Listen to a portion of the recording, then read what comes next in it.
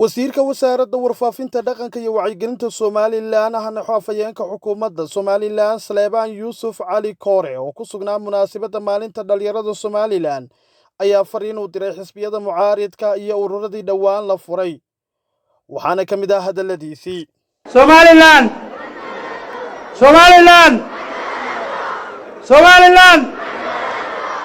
iguma fil codku Somaliland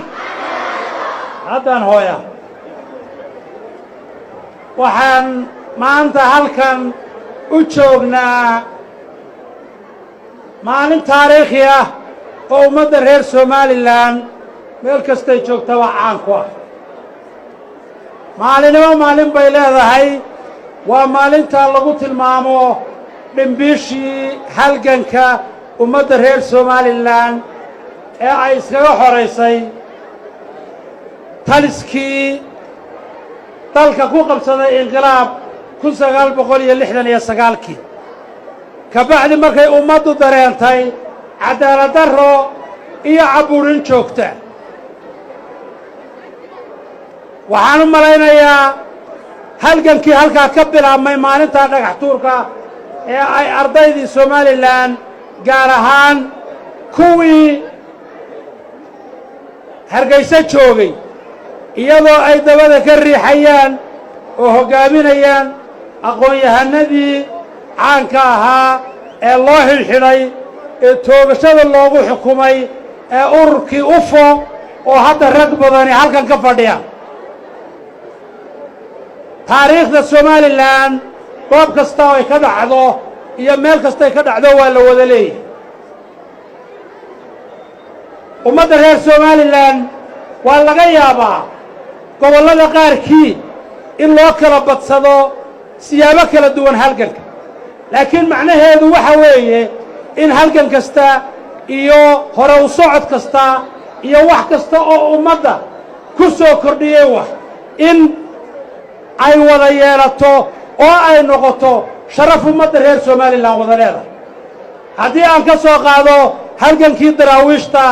ee Ingiriiska lagu xoreeyay waxaa laga yaabaa in loo kala badnaa laakiin waa sharaf iyo karaamo Ingiriiska lagaga hortagay oo ummadda reer Somaliland leedahay halgankii SNM waxaa laga yaabaa in loo kala badnaa laakiin macnaheedu maaha waa hanti iyo halgan iyo nafur ummadda Somaliland soo gashay haddaynu u kacno dhisidii Somaliland dadkii iyo ummaddii soo dhistay ee qaybta libaaxa ka soo qaadatay waa sharaf iyo halgan ummadda Somaliland ay wada leedahay waxaan rabnaa inaynu dareenno qof kasta oo muwaadin ah oo reer Somaliland in waxa uu mid sameeyay uu ka kale la leeyahay oo la wadaago ee aan dhangaagaalaha la maqlin dhangaagaalaha aan la maqlin taariikhiyan waxaynu rabnaa inaynu noqonno ummad hore u socota halgankii ummadda reer Somaliland gashay ee SNM ee cadaalad darrada laga dagaalamay haddii uusan rumoobin oo dalkani hore u socon oo aan la noqon ummad isku tiirsata oo wax istarta oo cadaalad ku wada noolaata oo wax wada leh oo isgarabsata halganka qudhiisii iyo dadkii u dhintay intuba waxay noqonayaan kuwa aan ujeeddadii ay u fuliyeen halganka mid sortaagta ayay noqonaysaa marka qaran ahaan iyo dad ahaan waxaynu rabnaa inaynu hore u soconno innagoo ka faa'iidaysanaynaa waayaha iyo wakhtiga aynu soo marray iyo taariikhda aynu soo marray haddii shalay cadaalad darra jirtay waa inaynu cadaaladda ilaalinaa haddii shalayto aynu bilaa maamul ahayn waa inaynu aqbalnaa maamulkii haddii shalay dictatorship joogay waa inaynu sidaynu u aqbalnay ilaa iyo 1991 inaynu qaab doorasho ah oo xor iyo xalaal ah kula kala wareegno kuraasta qaranka inaynu aqbalno waxaan jeclaan lahaa ururadii cusbaa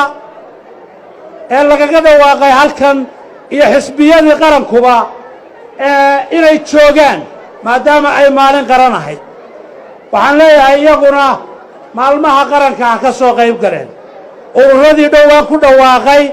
inay tartamayaan iyo xisbiyadii qarankuba inay ka soo qayb galaan maalmaha qaranka way tahay waxaan idinkaga tegayaa guul somalilan ha noolaato somalilan ha noolaato